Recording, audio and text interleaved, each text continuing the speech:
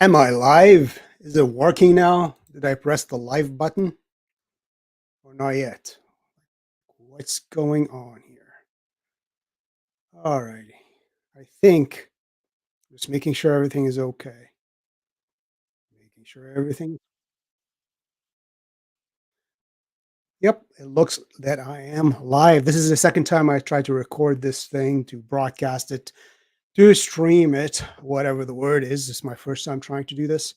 After talking for like half an hour, somebody told me, "Hey, are you late or what?" Apparently, I didn't press the go live button. So here I am at night doing it one more time. Anyways, so this is kind of not super new news. You probably heard it already, maybe, that Cardinal Gerhard Müller, the former head of the prefect of the Congregation for the Doctrine of the Faith, which means those responsible for the doctrine of the faith.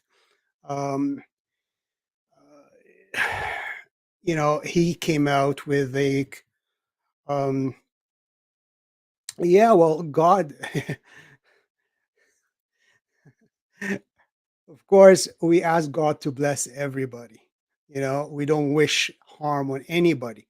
But when a man such as Pope in quotation mark Francis, his only people he punishes, look what happened. See, Pope Francis ruined the light in my on my desk. It doesn't matter. We'll just keep on going. So he condemns and attacks those who simply want to be Catholic. What do you say about that? How is this such a good pontiff, a good father? Anyways, Cardinal Gerhard Müller, who is responsible for the doctrine of the faith, for the faith of the church, under Pope Benedict, and of course Benedict was before him as Ratzinger, head of the same congregation, came out recently, and gradually you've noticed that Cardinal Müller over the years has becoming more and more and more what we might call traditional or conservative, simply stating the declared doctrine of the faith clearly. And he had, I think, had a credo or a creed a few years back again to fight these errors. Um, and Cardinal Muller, and if you're aware or not, the article by Life Site, which came out, uh, was taken down within a day. I guess Cardinal Muller phoned them up, or somebody phoned them up and say, "Hey, hey, hey, this is a bit too much honesty, please. Can you take it down?" So it disappeared off the internet, but somebody archived it, which is great because in that, Cardinal Muller himself says Francis has uttered, Pope Francis has uttered plenty of material heresies, plenty, more than one can count. And actually, if you're, and if it's a surprise to you, no, he did actually utter plenty and more than plenty of material, I would say, formal heresies. There's a whole freaking book about it, defending the faith against present heresies, from letters and interventions and dubia and mubia and phobia and all that stuff. And that's even before the current avalanche of every week we get some new novelty popping out. Um, and and of course, how can you forget? How can you forever forget? And I did a whole video of every interview and with Eugenio Scalfari, the atheist, communist, anti-Catholic, be, bestest friend of Jorge, of Francis in the world. Uh, and in it, Francis says, "Oh, Jesus wasn't God while he was on earth. Oh, there is no eternal hell. The damned, their souls disappear, so the soul is extinguished. It is not an everlasting thing. So there's no everlasting punishment because that's against the gospel." And a whole bunch of, and there is no God is a general. There is no such thing as Catholic God and Muslim God. God is God. Is this non-sectarian God? All kinds of stuff, which he discussed with Eugenio Scalfari, which were never denied, never ever denied by the Vatican. And in fact, when Eugenio, and everybody says, he doesn't take notes, blah, blah, blah. Well, when Eugenio Scalfari died, Pope Francis eulogized him. He said he were going to miss the meetings and the talks we used to have together. So yeah, go watch that video of every single thing which Francis did with Eugenio Scalfari for some what do you call it, insight. Um, uh, anyways, so all right, let's go back to yeah. So they took it down because in that original one, Cardinal Müller, in quotation marks, says that Pope Francis has uttered plenty of material heresies. And I'll say they are formal heresies, not material, because material means you don't know what you're talking about. But he was a professor of theology and philosophy and a rector of university. No, he knows what he's talking about. So yesterday or today or yesterday, LiveSite re-uploaded their original interview with a modification. So nobody talks like this. Cardinal Gerhard Müller said that, again in quotation marks. So they probably phoned him up or he phoned him. I want to rephrase what I said. I don't want to be honest and say, well, he said plenty of heresies. I want to rephrase it. So listen to this. So this is the rephrasing. Other than this section, everything is identical. So the rephrasing is some of Pope Francis's statements are formulated in such a way that they could be reasonably understood as material heresy dependent. Where are we here? Sorry, I want to bring it up for you so you actually see what I'm saying because, you know, that's just the way things are, I guess. So this is the reformulated word. So some of Pope Francis' statements are formulated in such a way that they could be reasonably understood as material heresy, independent of their unclear subjective meaning. Like, who talks like this? Nobody. Nobody talks like that. Um, anyways, let's see here.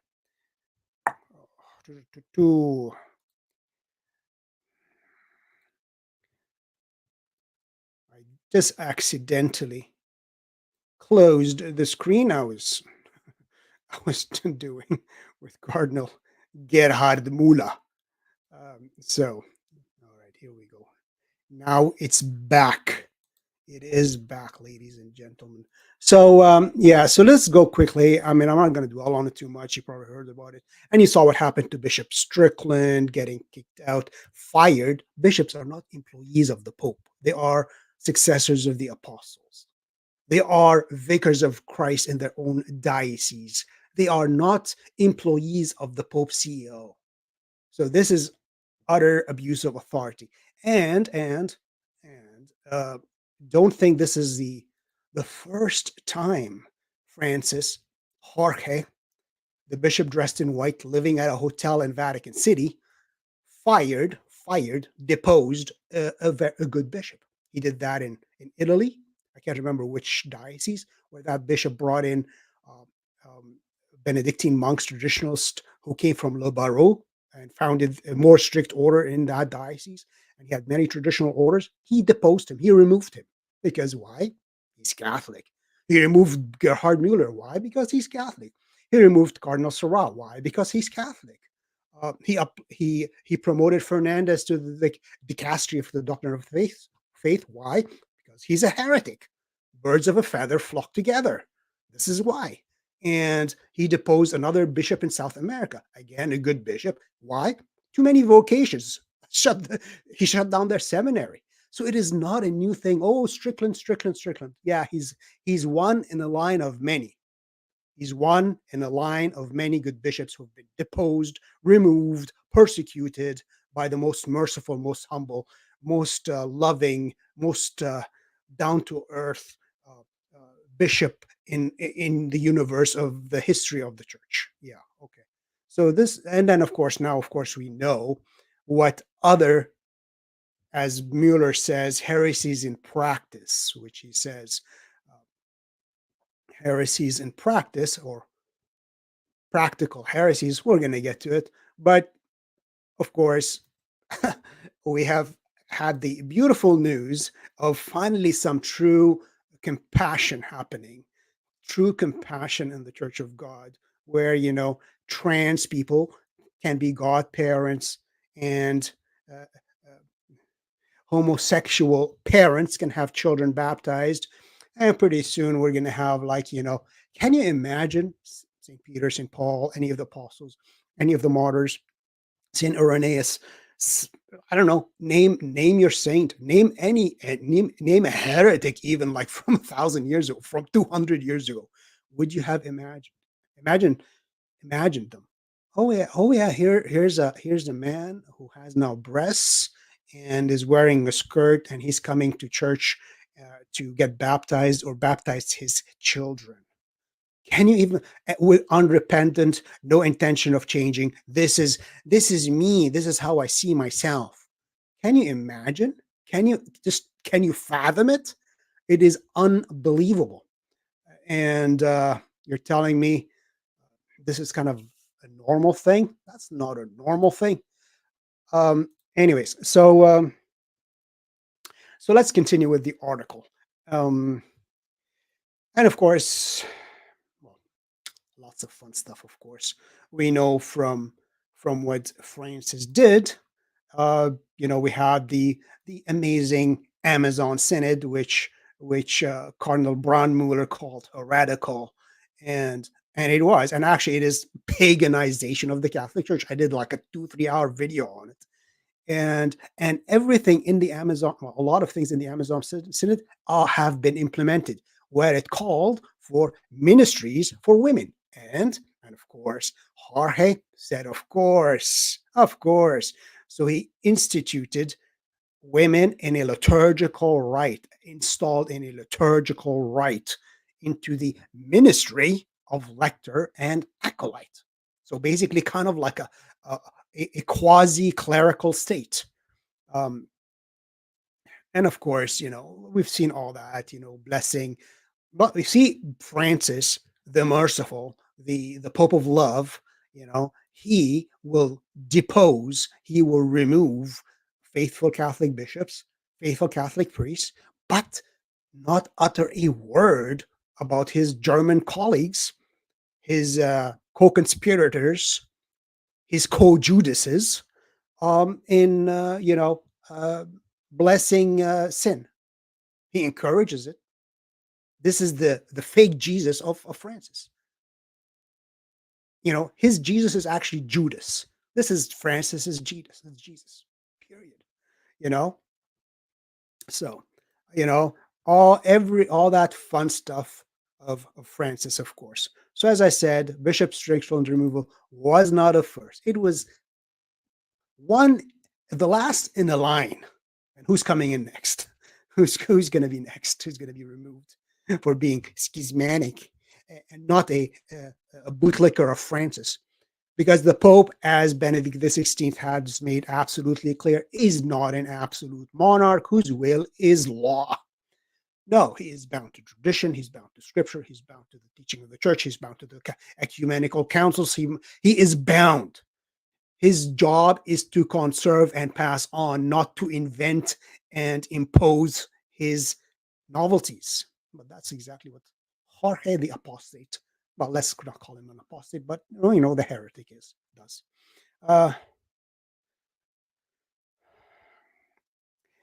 Here's somebody saying, please talk about Strickland.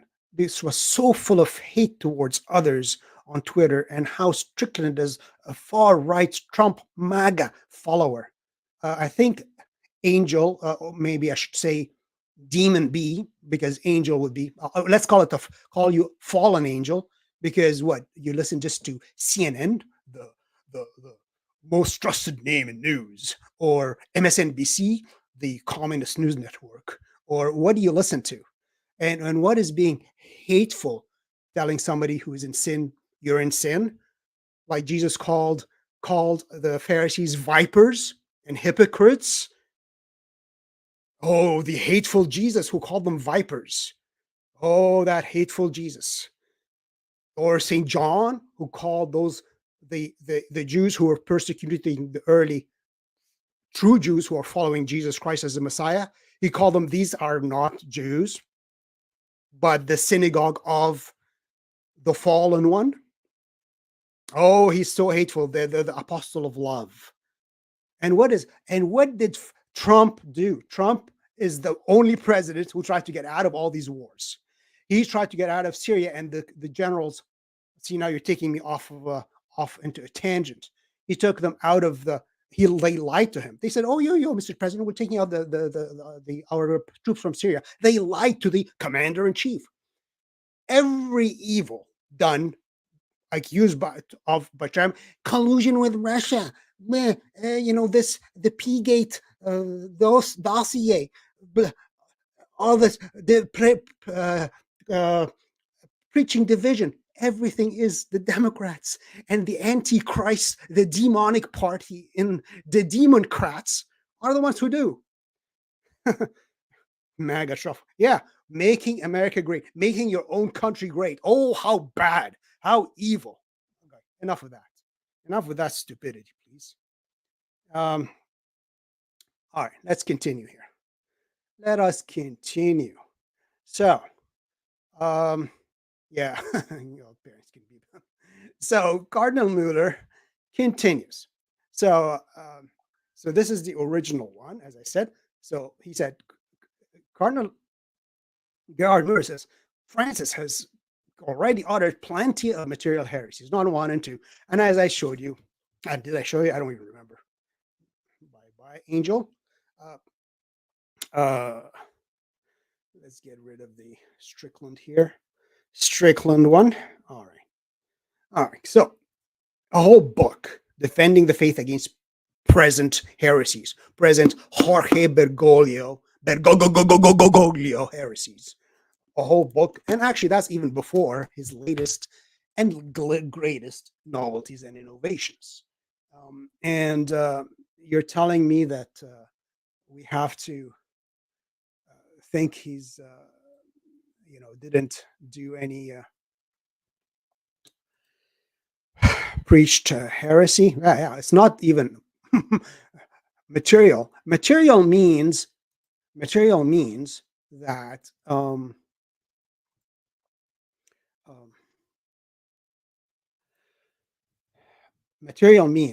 that a material heresy is basically somebody believed something which is wrong, not correct. I go to mass, and because of the fake Roman rite, the Novus Ordo fabricated in the 1960s by the innovators after they destroyed and torn to shred the ancient liturgy of the apostles of the Roman Church, and fabricated it with nothing offensive to our separated brethren, meaning those who deny the true Christian faith. People who go there most often, they get the Holy Communion in their hand, and like a potato chip, like a nacho, and they give it to themselves, self-communicating, and then in their hand. And of course, you can't touch a brand new iPhone. Be really careful, kids. But go grab God yourself and put him in your hand and give him yourself. And of course, these kids grow up and believing, that's Jesus. Yeah, in a sense, it's Jesus. It's symbolic. There's no way any child will grow up in 10, 15, 20 years believing the host to be God incarnate, truly, fully. But a symbol. Yeah, this is heresy. But one can say, excuse these people, Catholics, into being material heretics because they have not been taught different. Even the liturgy they pray at is infusing this erroneous opinion into their minds. When you don't treat the host as the most awesome, the most precious thing in the universe, then familiarity breeds contempt. So when you're too familiar with what you claim to believe to be Jesus incarnate, you end up contemning, whatever that word, however it goes. But anyways, let's go to the. So he uttered plenty of material, but as I wanted to say, material heresy is one thing, formal heresy is another.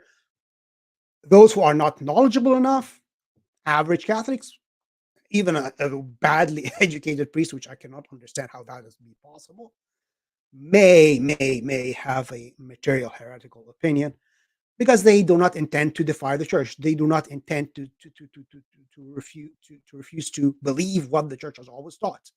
But for a bishop or a cardinal or certainly a pope, they know what the official teaching of the church is. They know the canons and decrees of the Council of Trent are. They know the canons and decrees of all the ecumenical councils are. They know what the faith is. And when somebody knows for sure what this is what the church teaches, but I do not accept this, I will teach it because, I understand Jesus better. I listen to the Spirit and look at, and I follow the signs of the times. Yeah, that's formal heresy at that stage. So let's continue with, I'm just talking too much. That's the thing I hate. But anyways, let's see. So, anyways, and then they ask him, can a pope lose his office if he teaches heresy? So they're asking Cardinal Muller, and I did a video on it already because Cardinal Muller, Cardinal Burke, a bunch of canonists, Monsignor Nicola Books, ton of them, like everybody basically said, yeah, if you're not a member of the church, you're not part of you cannot hold office. Now, I want to make absolutely clear. I in no way believe in the so-called sedevacanist idea that there was no pope since 1958. Pius XII was the last real pope. And for 60, 80 billion years, we haven't had a pope. And somehow magically, we're going to have a real pope when every order, every bishop, every priest, every deacon ordained in the new rite is invalidly ordained. So there's no priesthood, there's no nothing. Okay, how is the church going to be restored then? That's their thesis. It's insanity. It's not Catholic, basically. And why did you pick Pius XII? Pius XII chose Bonini, he started the major innovations in the liturgy of the Roman Rite. He mutilated the Holy Week rites. Pius XII. Why don't you just delete him as a heretic too and pick the one before him? So that's what I'm saying. So yeah, I'm not into that insane camp. All right. So he talks about. He says, yeah, there's a crucial difference between material heresy and formal heresy. Um, so, and actually, before we continue here, because there's a little. Actually, I found this on Wikipedia, which is actually a good kind of an explanation of this. So, and it is from the Code of Canon Law. So, what is heresy? Heresy is defined as the obstinate denial or obstinate doubt after reception of baptism of some truth which is to be believed by divine and Catholic faith. So, the term heresy connotes both the belief in itself and the attitude toward said belief. Need I say more? I mean, so, and of course, these are to somebody, a person probably obstinately denies or positively doubts a truth that the Catholic Church regards as revealed by God through Scripture or sacred tradition, um, and that this belief must be morally culpable. So, as I said, if you're not sure, if you're like an average guy and you haven't been taught even anything, the basics of the Catholic faith, then yeah, you might believe errors, you might believe heresies, but it's not morally culpable. In a sense, you have to make the effort now personally to actually try to know what the truth is because nobody's teaching it. That there is must so it must be moral culpable that there must be a refusal to accept what is known to be a doctrinal imperative. So therefore, to become a heretic and lose communion with the Catholic Church, and hence no longer be Catholic, one must deny or question the truth that is taught by the Catholic Church as revealed by God, and at the same time know that the Catholic Church teaches it. So, I mean, how can Pope Francis not know? How can any bishop not know? How can any really priest not know? However, if the person denied or questioned such a doctrine, but in good faith, so I guess average person who's didn't even know, nobody told them, uh, that person is not considered a formal heretic by the Catholic Church, though it is an expression of material heresy.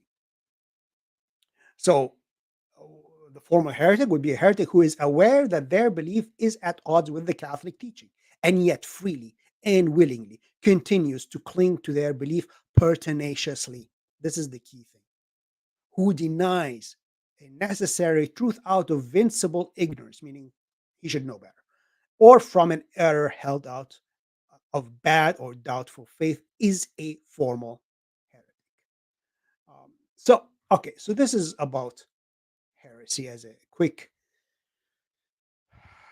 what do you call it? Quick review. So now, of course, um, Cardinal Gerhard Müller will talk about heretic popes like Honorius and John the 22nd and the heresies they taught. But he explains why these were not, in fact, formal heresies. And thus they did not lose office. Honorius was condemned as a heretic after a council during an ecumenical council after he was already long dead. Okay, and John the 23rd actually repented of his false opinion and accepted the truth. Uh, so Gerhard Müller says, yeah, Pope Honorius did say materially false statements, but they were not strictly heretical in a sense. And then he will explain why in a second. And John the 22nd, same thing, who denied that, to die in a state of grace with no venial sins and no sins need to go to purgatory, you'd be in heaven, which is what St. Paul says, away from the body, present with the Lord. But he said, no, maybe it's until after the last judgment when the faithful will see God. Other than, of course, saints and martyrs and so forth. So at that time, this was a theological opinion, and it was not theologically precisely clarified as of yet, as at that time. But of course, now it is. Now pretty much everything is expressed. And he says about Honorius and John the 22nd that these errors, these misstatements, these material heresies were happening during a clarification phase because things were not clearly defined as clearly set in stone. This is it. So it was in a clarification phase. There were opinions, kind of like, do everybody go enter heaven other than the martyrs right away, or do they have to wait in a place of refreshment till the judgment day? Or so this was a state of clarification phase. So that's why it was not even he says, like, even the popes didn't mention that exactly up to before the 11th century. No pope explicitly stated there are 7 sacraments exactly, no more, no less, until it was clarified later on. So all these erroneous teachings were during a clarification phase. Francis does not have that option. He cannot say we are in a clarification phase now, because what he denies, what he changes, what he alters is already clarified. And as such, it would not be material heresy. On the contrary, it would be formal. So this position, Gerhard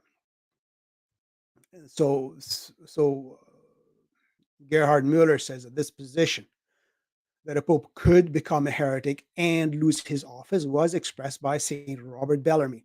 Now, let me tell you, when I was looking at the qualifications, the history of the resume of Pope Francis, Robert Bellarmine's name comes up. It is almost like God wanted to give us his sign. First of all, there was the prophecy of Saint Francis, where she says there would be somebody will be uncanonically elected as Pope, and who's going to be a destroyer. And that was by Saint Francis. And magically, we have a Francis. And anyways, um, so St. Anthony of Padua, Trad, is asking, do you believe Francis to be a valid Pope? Well, I'm going to get to that. If you watch any of my other videos, you'd know the answer.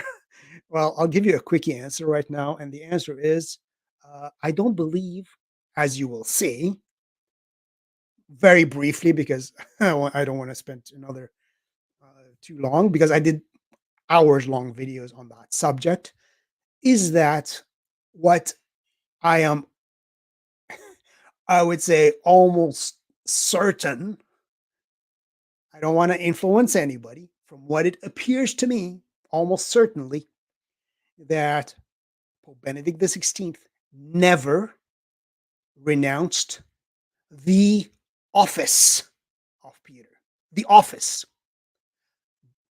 but simply the exercise of the office. And if he did not abandon the office was occupied. And there is only one office of Peter. And therefore, since the office is occupied, nobody can go into that exact same office.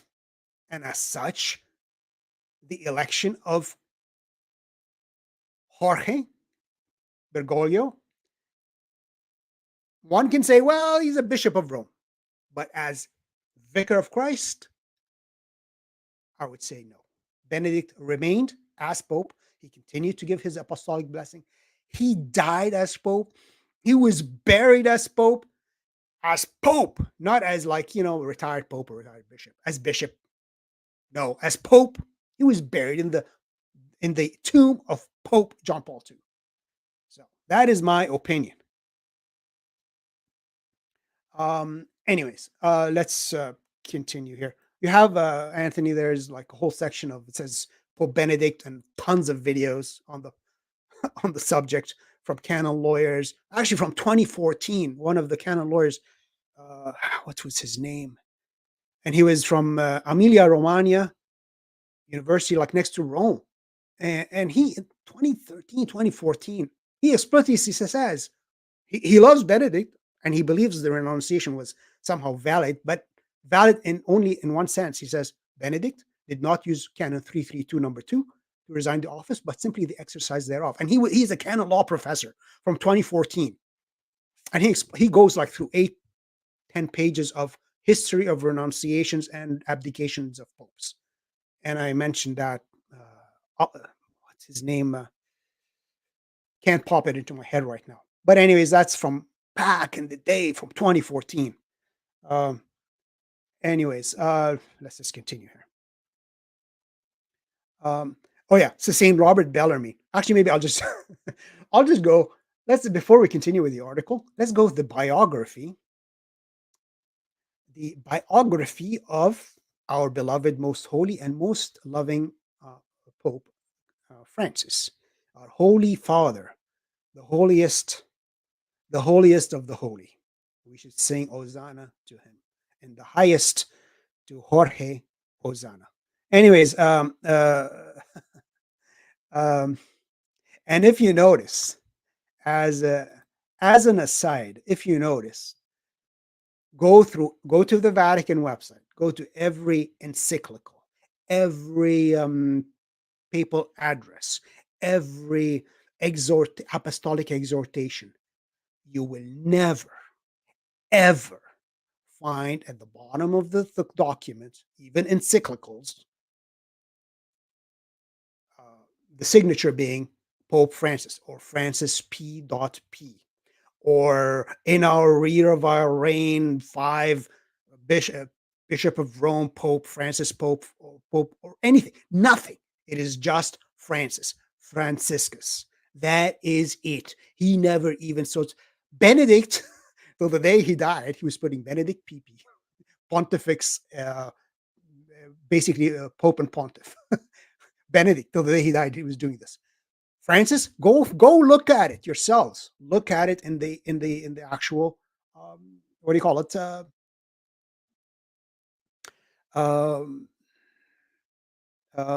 Vatican website. Look at all the encyclicals, the apostolic exhortations. Just Franciscus. That's it, Francis. That's it, period. Your buddy Francis. I'm just some guy called Francis, and that's it. Bishop dressed in white called Francis. So anyways, so this is from the Vatican website, Vatican.va, biography of the Holy Father Francis. So again, he studied literature and psychology. He actually taught literature and psychology. So you know how his psychological manipulation goes? You know when he goes, "Oh, Pope Francis paid a surprise visit to the hospital," and all the cameras are there, all the reporters are there, but it was a surprise. Nobody knew. you know, all the psychological manipulation, calling believers, you know, rigid and evil and psychologically damaged. It's like exactly like the Democrats do, who was talking about MAGA supporters before, and Angel or Ankel or whatever. Yeah, yeah, psychologically, yeah, they are psychologically damaged. The one who is psychologically damaged calls others psychologically damaged. This is the Pope who introduced us to eating feces as a when he was talking about fake news. He's the one who brought it up. It's like, what? What does this term even mean? We had to look it up. Carpa, whatever it was. What kind of a Pope is that? And he studied theology, and he obtained his degree from Colegio of San Jose. And he was Francis was a Jorge Bergoglio was professor. So he knows better. Don't tell me invincible ignorance, material heresy, not formal. He is professor at the Faculty of Theology of San Miguel, consultant of the Province of Society of Jesus, rector of the Collegio Maximo of the Faculty of Philosophy and Theology. And from 1980 to 1986, he was again served as rector of the college, Colegio de San Jose. Again, in 1986, he went to Germany. That's why he loves the Germans and their heresies, to finish his doctoral thesis. So don't tell me these are material heresies because, he doesn't know any better. When you're teaching theology, you're a rector of a university with philosophy and theology, and you're getting your doctoral degrees. Don't tell me this is a material heresy. It cannot be simply material. It is formal. He knows what the teaching of the church is, and then he rejects it. Period. So, and then here's the funny thing. So I saw that. It's like, what is this? Is this a prophecy? Is this a sign from God or what? 3 years later, at the consistory of February 21, 2001, John Paul II created him cardinal. John Paul II, assigning him the title of San Roberto Bellarmino. And what does that mean? It means it's a church in Rome. And let's change it to come on, let's go with the English version. Let's translate. We do the translate thingy here. Okay, let's do the English. All right.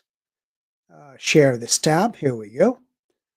So, so John Paul II gave, and gave the Church of Saint Robert Bellarmine to Jorge Bergoglio.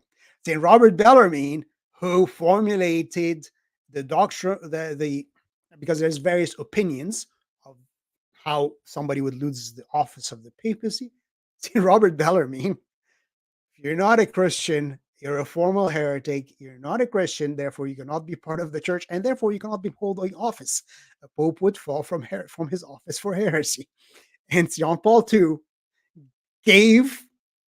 might as well call him saint at that point, Saint John Paul II. So maybe, gave the Church of Saint Robert Bellarmine to Jorge Bergoglio, who became Pope Francis. And it is the cardinal title. So it is cardinal titles are churches of the Diocese of Rome, whose name is assigned to each of the cardinals of the Catholic Church. So he gets Saint Robert Bellarmine. Wow. So I guess Pope John Paul II was sending us a message, was predicting the doctrine of Saint Robert Bellarmine, doctor of the church, saint and doctor of the church, head of the Congregation for the Doctrine of Faith, the Holy Office, Cardinal Muller called him my great predecessor. John Paul II gave St. Robert Bellarmine Church as the name for Jorge Bergoglio, the title. Yani, it is like unbelievable. Is this like a like a message beyond the grave from John Paul II to tell us, yeah, Robert Bellarmine and Jorge, yeah, they're connected somehow. They are connected. And as well, again, Jorge was Grand Chancellor of the Catholic University of Argentina, and he was appointed president of the Argentine Bishops' Conference in 2002. So do not tell me, poor Jorge, it was just material heresy. He doesn't know any better. Poor little boy, he knows no better. He's such an innocent little lad. He doesn't know what the Catholic faith is. He just doesn't know. He's such an innocent boy. No, it's obvious what we're talking about here. Okay, so here's back to Cardinal Muller.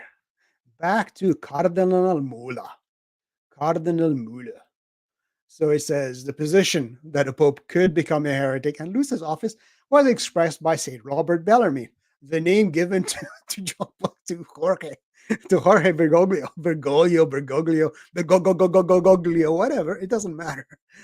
To Francis by John Paul II, a cardinal and doctor of the church, who wrote about the issue in the second book of his work, De Romano Pontifice, on the Roman pontiff.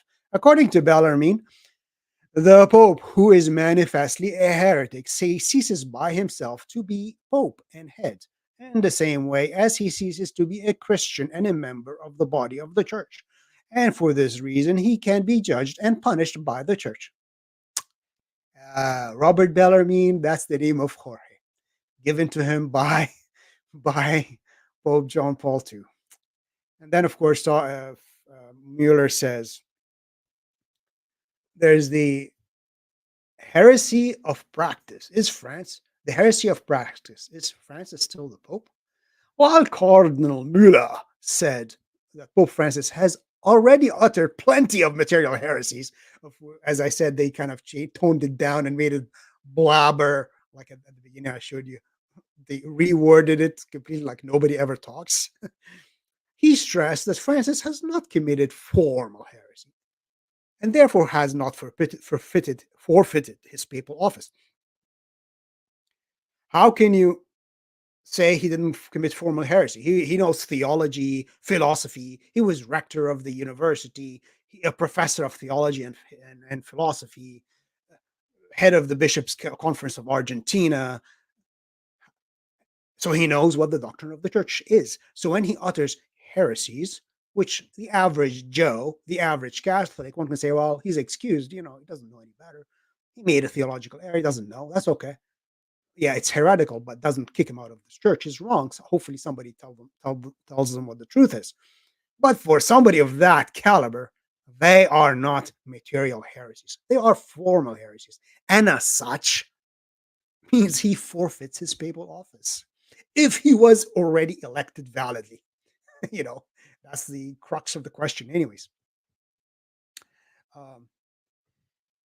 So he says about all these things which Francis is allowing, he is fostering a heresy of practice.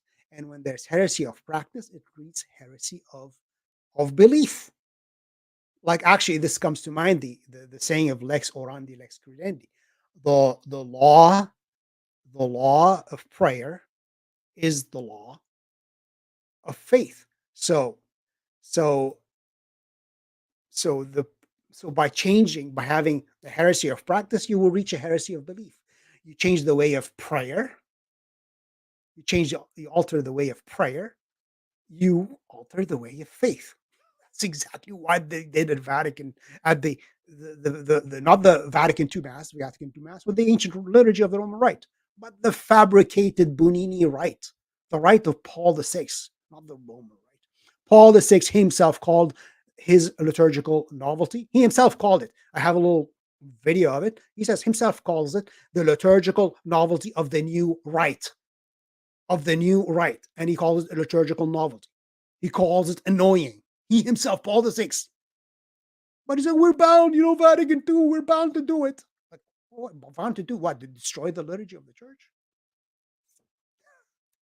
And it's not the Roman Rite. It's a creation. It's a new creation. Actually, Benedict said the same thing when he was Cardinal Joseph Ratzinger. Anyways, so so he says all these changes, what's going to be altered, how they want to change the church, is to change the practices, introducing heretical practices, and that's the way you change the faith. Like you change the liturgy and you change the faith the same way. So, um, oh, he talks about, again, he tries to defend Francis in a sense. How can you? The German cardinal told LifeSite News that Fernandez, the head of the dicastery for the doctrine of the faith currently, said that the faithful must accept this declaration by the Argentine bishops that it's okay to eat and drink judgment upon yourself, to go and approach and receive God incarnate when you are in an objective state of mortal sin with no intention of altering your life or repenting. You go and eat it because that's what Francis says you should do. And it's okay because God is loving. I guess God is not judgmental. Um, of Amoris Laetitia regarding the subsequent cream of with religious obedience of mind and will. We have to accept this heretical practice. So Cardinal Muller says that was already heretical, the statement. And then it's repeated by Fernandez, but it was not the Pope who said it. What do you mean not the Pope who said it? What do you mean, Cardinal Muller? Pope don't say it. Cardinal Muller, the Pope got rid of you because you're Catholic and brought in Fernandez. Well, he actually got rid of the guy who replaced you because I guess he was too Catholic too, and brought in Fernandez. Hand-picked, hand-chosen. Like the mafia boss, he will pick his lieutenants, and his lieutenants would do things which don't touch the mafia boss. But do you think Fernandez could say, first of all, Francis himself said the Argentine bishop's interpretation is the correct one. So all Fernandez is doing is repeating what Jorge himself has said. So yes, it is what Pope Francis himself has said. So yeah, it is what the Pope says. So it is not just Fernandez. Don't blame poor little Helio with my lips and mouth, Fernandez. No, don't do that. Don't be unfair, Cardinal Müller. No, it is the Pope who said it. In fact. And then they ask him the big question: was the election of Cardinal Jorge Mario Bergoglio to the papacy valid? Oh, how dare you ask such a question? Now, I'm going to go quickly into his response, but to sum up what he's going to say is that let sleeping dogs lie. Let's not make too many waves, because if somebody questions the election, it's going to be far worse situation for the church than the horrible situation we're in right now. So this is basically, in short, Cardinal Muller, and probably I'm guessing Cardinal Burke and others' idea. The Pope is old enough. The Pope is old enough. Let's keep quiet for now. It can't last much longer. And it's going to be much worse if we start saying, well, obviously he's invalidly elected. So it's better just to be quiet for the time being, for the good of the church. That's exactly actually what he says. So I'm going to just show you what he says. So they asked him, was the election even valid? And I actually have a book again written by the review of a book written on the election of Pope Francis. Because actually, during the election of Pope Francis, there were like lots of, conclave shenanigans. First of all, they asked him about the Sankt Gallen Mafia. So they say, well, so whether LifeSite News asked Cardinal Muller whether the election of Cardinal Jorge Mario Bergoglio to the papacy could have been invalid due to the improper collusion by members of the Sankt Gallen Mafia before and during the conclave. because John Paul II's constitution. And if you don't know about St. Gallen Mafia, again, there was a book by Julia Maloney. She wrote it about the St. Gallen Mafia, and I reviewed it. So look it up. There was actually, it was admitted by Cardinal Daniels in, where is he from? Anyways, Cardinal Daniels, he said, yeah, we were kind of like a mafia. We'd be meeting every year and we acted like a mafia, basically to get Jorge elected, admitted openly. So John Paul II's constitution on the election of the Pope says a papal election would be null and void automatically. It doesn't matter if you got the majority of the vote or nothing. If, among other stipulations, cardinal electors engaged in any form of pact, agreement, promise, or other commitment of any kind which could oblige them to give or deny their vote to a person or persons. And is this going to be, does this Cardinal Muller invalidate the election? That's assuming, of course, the office was empty. That's the question. Anyways, what is Cardinal Muller's response? Not, hey, of course it's, what are you talking about? What you talking about, Willis? Of course it's valid. What are you insane? Are you stupid? No, he didn't say that. He said, it is difficult to judge. It's difficult to judge whether the election was valid or invalid. Why is it difficult to judge, Cardinal Muller? Why? But in the end, and of course, as I said in the video, there was actually an extra vote. I think they were allowed 4 votes a session or something. And on the day, Francis, he was advancing. Anyways, Jorge was getting more and more votes. On the day the night he got elected, they did actually a 5th vote instead of just 4. They said, oh, there was two ballots together. We'll do another one, even though the Constitution specifically says 4 max. So you can't do 5 and get elected on the 5th. That's another difficulty, another part of the shenanigans of the conclave. Anyways, he says it's difficult to judge, if it's valid or not. Okay, that's reassuring. But in the end, it was clearly elected by the majority, so it doesn't matter what's valid or not valid. And nobody really objected that much. And even if there were deficiencies, so even if there were things which were wrong, even though the Constitution on the election of the Pope says the election would be null and void basically by the law itself, they have simply been de facto cured by the exercise of the office. So magically, even if Francis's election, the conclave was invalid, like the election was conducted fraudulently or not according to the law, it doesn't matter. De facto, magically, by magic, he became Pope because he exercised the office. So magically he became Pope. It's been cured. The disease has been cured. Now, here is the real reason for saying, let's stay away from that. Even if someone were to challenge that now, it would be such a huge mess. That is basically the reason. It'll be a mess, which is true, because we could end up with 2, 3, 4 popes, maybe at least 2. The Orthodox cardinals say, well, he obviously fell, or obviously he was never elected. Therefore, we're going to choose a new pope. And then the other cardinals, no, we'll stick with Francis. And when Francis dies, these cardinals would pick their guy, and these cardinals would stick with their guy. Now we have 2 popes dividing. So I fully understand the logic of the situation. This should have been done in 2014, 2015, not waiting till 2023. And he said, Cardinal Müller says, it would be even worse than what we have now. So first of all, to challenge the election would create a huge mess, and we would end up with a situation worse than what we have now. And he does mention the Avignon papacy and the Great Schism, where we had 2 and then 3 different popes, 1 valid and 2 anti-popes, reigning in 3 different areas, and nobody knew who the real pope was. So he has legitimate concerns. So it's not the truth of whether it was a fake election or Benedict resigned or not resigned or all that stuff. That's beside the point.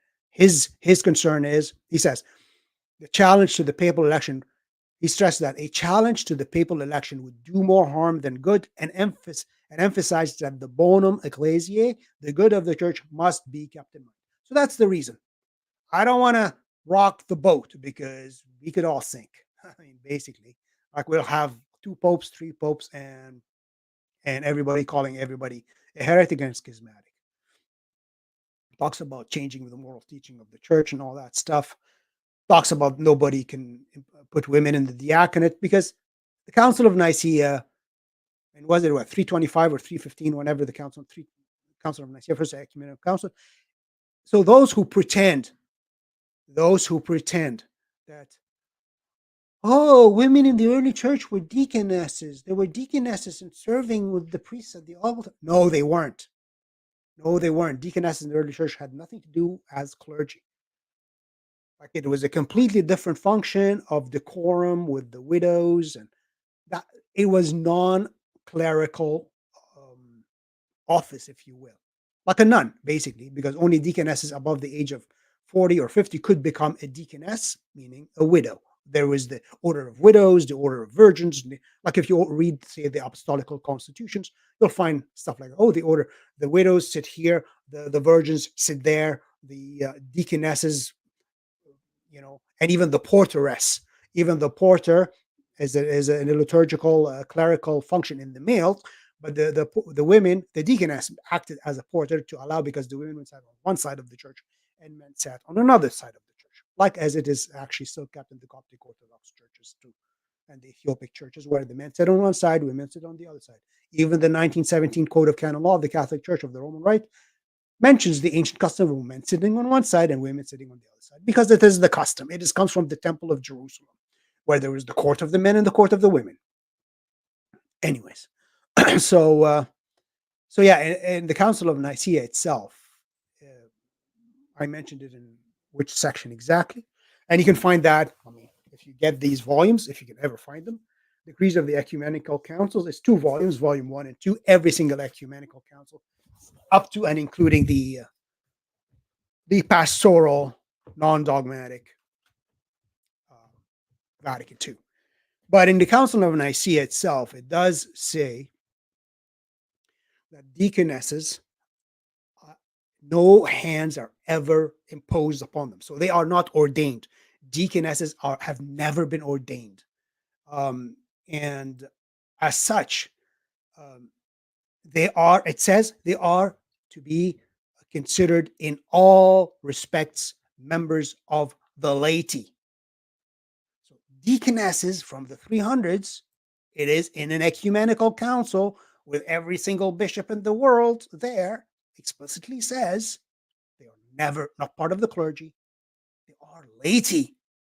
So for the deceivers trying to bring back, so-called bring back women into the diaconate so they can make them priestesses and bishopesses, is heretical.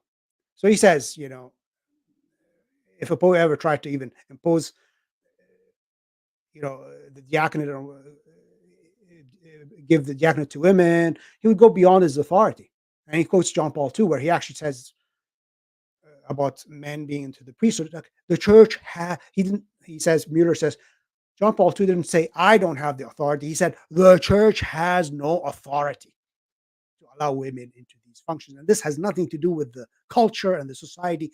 And back in the day, the culture was to have women, women priestesses, women deaconesses, women in the pagan religions surrounding the Jews.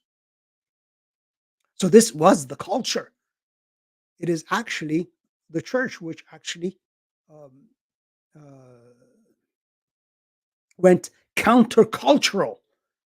They don't adapt to the peoples around them, to the cultures, to the native spirituality of the Greeks and the Romans and the Celts and the whatever, and the Persians. They don't adapt to their spiritual heritage and adapt the teaching of the church to that. No, they didn't. And in fact, they converted their culture. They baptized their culture. They altered it they Christianized it. But this would be called proselytism by Francis, which is true evangelization. True evangelization for Francis is proselytism. So whenever you hear the word evangelization from Francis, it means be nice, be cool, help the poor, say hi, give a hug, don't judge anybody,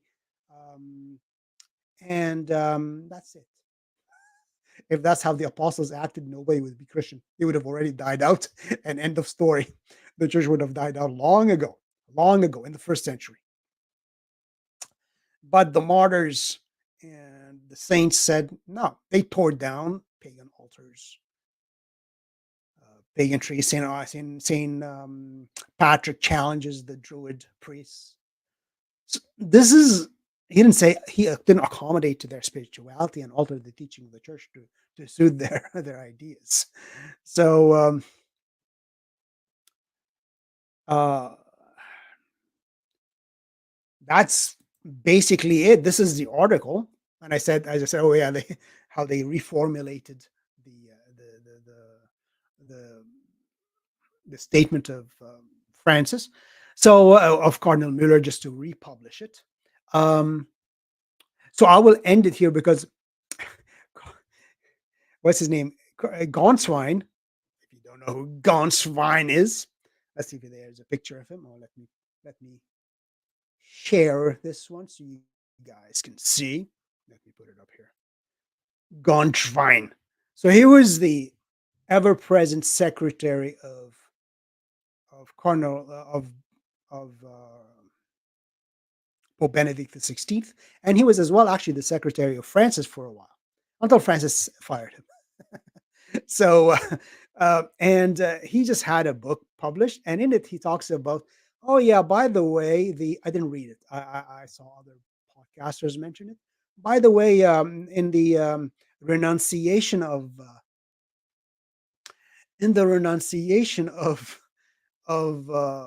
Pope Benedict, there were errors in the Latin. There were errors in the Latin, and actually, this is many actually people. Um, I didn't actually honestly dwell on the subject about the errors in the Latin. And why do you mention it? Does this affect the validity um, of the renunciation? And Edward Peters, he's a canon, like actually he's the one who translates a lot of canon law. And from 2014, somebody asked him, "Can bad Latin save the papacy?" Somebody was saying, "Oh, there are errors in the canons in the Latin of the renunciation of Benedict XVI," and they were talking about old church laws which nullify any law with like wrong Latin in it, wrong Latin in it, and basically, in short, he says, "Well, these ones, as I can understand, they're busy talking about how bad is bad. How bad does it have to be that the law itself promulgated in this horrible Latin would be null?" There are others, which I honestly did not dwell on the subject of the wrong Latin used in the renunciation of Benedict the 16th, because I don't know. I mean, I cannot judge this myself. I'm not a Latinist. But there are, if you search, there's like um, essays about a ton of errors in the renunciation, which gives you the idea is like, how can Benedict the 16th? He's fluent in basically Latin. He can speak it. How can he, after apparently a year of deciding to renounce the ministry, he had plenty of time to write it in correct Latin, 100% accurate, but he didn't. Why? How is this possible? So, anyways, that's not my point. Okay, final thing before we say bye bye. Actually, I'm not gonna show this whole big. I was gonna show the big code of canon law, all the different canons. I'll just actually do a little quote from them, so it's nice and easy. Here we go. So canon, because there's only one office of Peter. Canon 332, number 2. If it happens that the Roman pontiff resigns what? His active exercise of the office, and then he wants to have a spiritual office, or what? No, if he resigns what? The one and only office. There's only one. And from that office, the powers are given to the Roman pontiff. It's the powers of the office. When you have the office, you have the authority. Without the office, you have no authority. So and you see that go to code 332 and then you'll read around it and you'll see what I mean. Code of canon law. And you can find on the Vatican website. So if it happens that the Roman pontiff resigns his office, it is required for validity that the resignation be made freely. So no shenanigans, no threats, no shutting down the ATMs in the Vatican City, uh, no threatenings from Cardinal Martini, none of that stuff, of course, freely and properly manifested, but not that it has to be accepted by anyone. So a pontiff, so the Roman pontiff has to resign what? The office. All right, good. That's logical. And then Canon 188, a resignation, any resignation. So even if it was all perfect and said, I'm resigning the office, but if a resignation was made out of grave fear, that is inflicted unjustly or out of malice, substantial error, like, oh, I'm going to expand the Petrine office and make it into a contemplative and an administrative office. That same one office, an expanded ministry, an expanded office. If that's or simony, it is invalid by the law itself. So the resignation is invalid. Nobody has to say it's invalid. It is invalid by the law itself. Now let's finish up, boys and girls, with back to Archbishop George Ganswein, expanded Petrine office speech. Expanded Petrine. Oh, am I showing it? Oh, let's show it here because otherwise you guys won't know what I'm showing, what I'm talking about. What is this guy talking about? Let's get this thing. Oh yeah, here we go. And I did like lots like of videos on this and others in detail. So I'm not going to go over it. This was in 2016. He was actually introducing a book about Pope Benedict XVI. So I'm going to skip to the most important part of the. And again, this is the man who was Benedict with Benedict all the time to the day he died. So he knows the thoughts of Benedict. And this is the lightning strike which hit the Vatican, St. Peter's Dome, when Benedict said, I'm resigning. This is the will of God showing you the disaster, which was resigning what though? But you know, actually Benedict in his last audience says, this weird thing I'm doing now, this resignation does not revoke basically the office he received in 2005 from the hands of the cardinals, which was always and forever. So his action did not revoke this. So what did you actually do? He says, I'm just I gave up the administrative, the power of governance, the power for governance. That's what Benedict says. Just the power for governors, but he remained in his mind Pope because he maintained the papal name Benedict. He maintained the papal dress, right? He maintained to give the papal blessing. He remained in the papal city of the Vatican, next to St. Peter's until the day he died.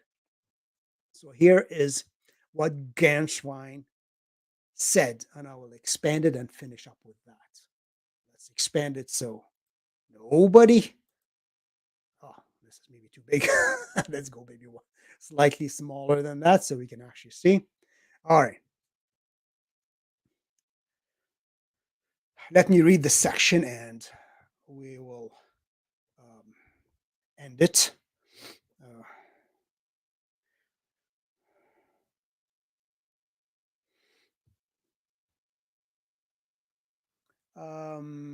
Where are we here? All right, Ganswein. Okay, let's finish it up here.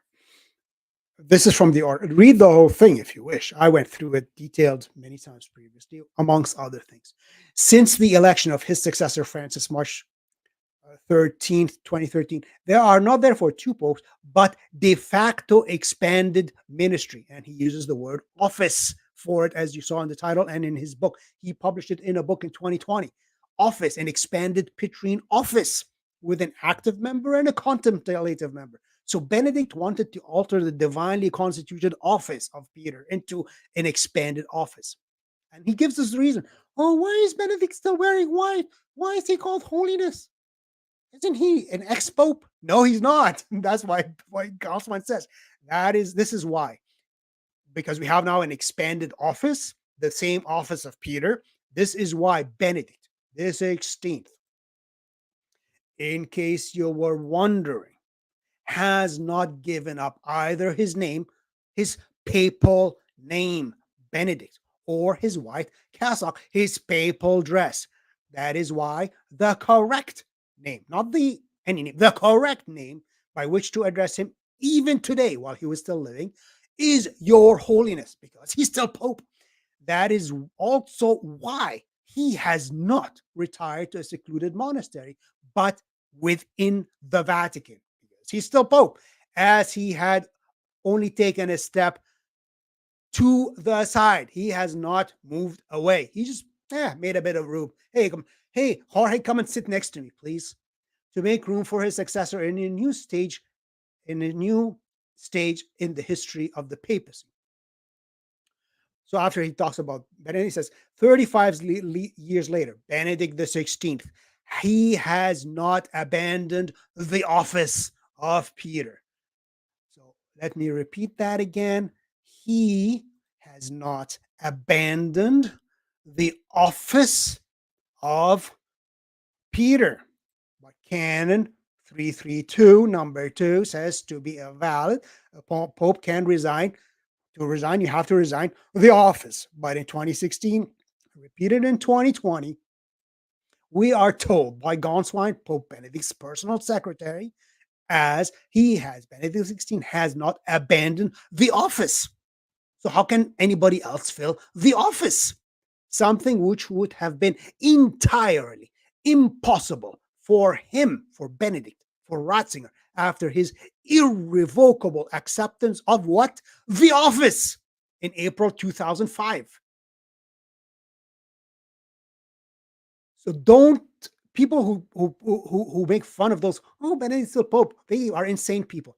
What are we why are we insane? Look at the words of Gonson himself, explicitly telling us he has not abandoned the office, which echoes what Benedict himself said in his last audience, where he says his action, his renunciation of the power for governance did not revoke what happened to him in 2005, which is the acceptance of the office, which was always and forever. Holy smokes. By an extraordinary courage, he has instead, Benedict, renewed the office. So he thinks he altered the office, even against the opinion of well-meaning and undoubtedly competent advisors. And again, for people who say, well, we had popes resign in the past, and they're, like Saint Celestine and blah, blah, blah. Let's listen to Gonson again. But in the history of the church, it shall remain true that in the year 2013, the famous theologian on the throne of Peter became history's first, no one before him, Pope Emeritus. No one before him. He is the first. He is the only. Because he has not abandoned the office, but magically he was still Pope. He remained Pope because he would not abandon the office. And actually, in Benedict's last audience, he himself talked about the novelty of what I'm doing. What do you mean novelty? If you're simply resigning the office, no big deal. But this is clear what is meant. So that's so all this confusion, all this dilemma, was it valid? Did their conclave machinations, did it work? Did they abandon? Did the St. Gallen Mafia, blah, blah, blah. Why are all these heresies coming from Francis? Actually, Benedict Muller himself said in one of his numerous interviews long ago, he said the grace of the papacy is given to those who are validly elected. So if somebody's not validly elected, the grace given to the holder of the office of Peter is not given. That explains pretty much everything that is happening today. So what do we do? Do we go and become Orthodox? No, because the Catholic Church is the only true church. The Orthodox, I would say we are 98% the same. Really, in reality, the only main difference is that they refuse. And I'd say they are justified to see how Francis exercises the power of the papacy. Hey, Bishop, go. Boom, boom. What did I do wrong? Nothing. You kept the Catholic faith. Expelled. Oh, I'm going to appoint this guy, remove this guy. I'm the so-called synodality and collegiality in Vatican II, and I'm a total absolute monarch. I do what I want when I want it. I depose who I want. So if I'm an Orthodox bishop, why would I join that church? Who's this guy? He's going to start deposing me and my fellow bishops because he doesn't like us? So the Orthodox, for the main, like I would say, the real only truly core issue is uh, the not necessarily the first the primacy. They'll grant it, as you know, he is the first of the bishops, he's the highest, but does not mean he can just do whatever he wants, which is a Catholic would agree one. But they deny now universal jurisdiction, which is, again, it all depends on how you define it and how you exercise it. If you exercise it reasonably and good, like in the early church, the popes were sought for their opinion and their decision by the various patriarchs of the East about heresies, and asking the Pope of Rome to condemn the heresies of so and so, because they know the authority of Rome. So this is there. It's not denied. But when you see how after Vatican I, certain popes want to lord it over, when instead of being servants, you want to be, hey, I'm the head honcho and you bishops are my employees. Like basically what's happening with Francis. Oh yeah, you're my employees. I'm the head of the corporation and you're fired. I'll hire a new one. No, he can't do that. Even Vatican II, which Francis claims to adhere to, which Francis claims to want to follow, Vatican II itself says bishops are basically successors of the apostles and vicars of Jesus Christ in their diocese, and they are not vicars of the Pope. Vatican II says bishops are not the vicars of the Pope. They're not his little servants. They are heads of the local church. So, so yeah, we have a dictator Pope, using the term loosely. You know, bishop dressed in white, living in at a hotel Santa Marta with his buddies, and but so this is it. So we saw from the very words of Gonswine exactly what the problem is. So Muller calling, saying explicitly that Francis, you know, has been saying plenty of material heresies, actually formal, because somebody to be teaching of theology and professor of theology and philosophy and rector of universities, his errors cannot be simply material, but they are formal. So what do? We just do what we do.